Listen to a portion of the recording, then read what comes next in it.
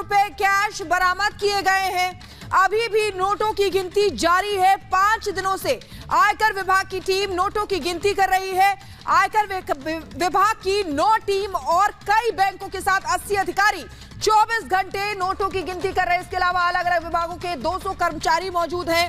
करीब 200 बैग और ट्रंक में रुपयों को भरकर बैंक पहुंचाया गया है। और ये तस्वीर आपको दिखा रहे हैं। देखिए किस तरीके से कांग्रेस एमपी के ठिकाने से और भी ज्यादा कैश बरामद हुआ है। पहले बताया जा रहा था 300 करोड़ था, लेकिन अब 351 करोड़ कैश हो चुका है बरामद। ये बड़ी खबर आपको बता रहे हैं। 5 दिनों से लगातार आयकर विभाग की टीम नोटों की गिनती कर रही है। 9 टीम और कई बैंकों के साथ 80 अधिकारी 24 घंटे नोटों की गिनती कर रहे हैं। कई जो मशीनें गिनती कर रही हैं वो तक फेल हो गई है। ये बड़ी खबर आपको बता दें। देखिए किस तरीके से ये कैश कांड, करीब 200 बैग और ट्रंक में रुपयों को भरकर बैंक पहुंचाया गया है। कैश कांड में अब तक 351 करोड़ की गिनती हो चुकी है। 100 से ज्यादा बैग जो है वो खोले जा चुके हैं, लेकिन अभी भी कई बैग खोले जाने बाकी हैं। नोटों की गिनती लगातार चल रही है। 24 घंटे 80 अधिकारी और 9 टीमें लगातार नोटों की गिनती कर रही हैं। मशीनें फेल हो गई हैं। एक रिपोर्ट इसी से जुड़ी आपको दिखाते हैं कि कितने बैग और खुलने अभी बाकी हैं।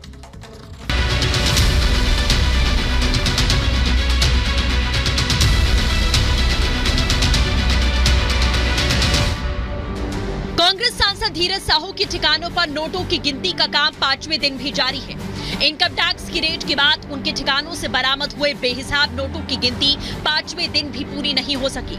सूत्रों से मिली जानकारी के मुताबिक इस काम में 50 से ज्यादा लोगों के होने के बावजूद अब तक नोटों से भरे 149 बैग की गिनती पूरी हो पाई, क्योंकि नोट इतने ज्यादा हैं कि इसे गिनने में कभी नोट गिनने वाली मशीनें खराब हो जाती हैं, तो कभी इसका हिसाब रखने में अधिकारियों की सांसें फूलने लगती हैं।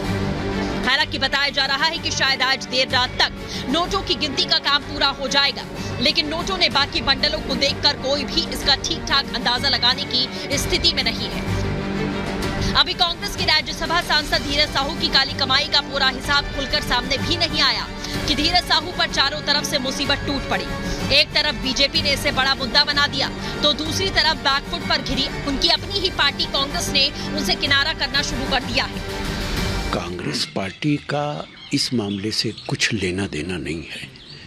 ये उनका अपना मामला है। साहू साहब का वो एक्सप्लेन करेंगे ये पैसा उनके पास से कहाँ से आया। बड़े बिजनेसमैन हैं, लेकिन फिर भी इतना सारा कैश ताज्जुब की बात है। कानून अपना काम करेगा, इससे कांग्रेस को कुछ लेना देना नहीं है। कांग्रेस नेता जयराम रमेश ने भी धीरज साहू के ठिकाने से बरामद हुए बेहिसाब कैश को लेकर सोशल मीडिया एक्स पर पोस्ट करते हुए लिखा है, सांसद धीरज साहू के बिजनेस से भारतीय राष्ट्रीय कांग्रेस का कोई लेना देना नहीं। सिर्फ वही बता सकते हैं कि उन्हें ये स्पष्ट करना भी चाहिए कि कैसे आयकर अधिकारियों द्वारा कथित तौर पर उनके ठिकाने से इतनी बड़ी मात्रा में कैश बरामद किया गया। दरअसल भ्रष्टाचार के मामले में पूरी तरह से एक्सपोज हो चुकी कांग्रेस बीजेपी का स्टैंड देखकर डरी है, क्योंकि एक तरफ जहां खुद प्रधानमंत्री नरेंद्र मोदी भ्रष्टाचारियों से एक एक पाई का हिसाब लेने का ऐलान पहले ही कर चुके हैं, तो दूसरी तरफ धीरज साहू के घर से मिले नोटों का पहाड़ देखकर पूरे देश में आक्रोश की लहर है।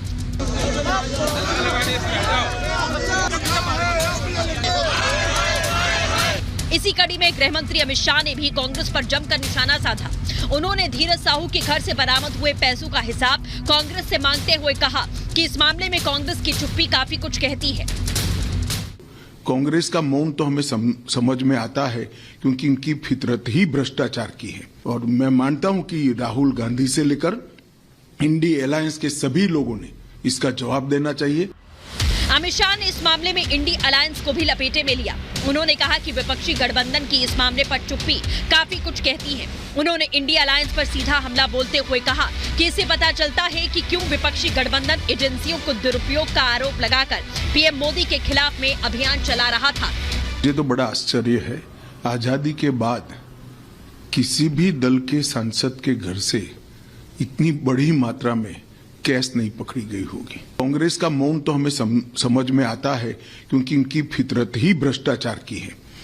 परंतु चाहे तृणमूल कांग्रेस हो, चाहे जेडीयू हो, चाहे आरजेडी हो, ये सारे दल डीएमके सहित चुप बैठे हैं। सपा भी चुप बैठी है, कोई रिएक्शन नहीं। अब मुझे समझ में आ रहा है कि मोदी जी के खिलाफ ये जो एक प्रचार अभियान चला कि एजेंसियों का दुरुपयोग हुआ है, वो क्यों चलाया गया? क्योंकि इनके जहन में एक डर था कि हमारे करप्शन के सारे कच्चे चिट्ठे खुल जाएंगे। बेरा मुसीबत के बीच में अपनी ही पार्टी से किनारे कर दिए जाने की कांग्रेसी परंपरा कोई नई नहीं है। कांग्रेस का इतिहास इस मामले में काफी लंबा चौड़ा है। बस देखना यह है कि इस देश में और इतने कैसे काले कुबेर छुपे बैठे हैं जो सिर्फ अपने खजाने के बूते ही कांग्रेस जैसी राजनीतिक पार्टियों में बने हुए हैं। Bureau report, Republic.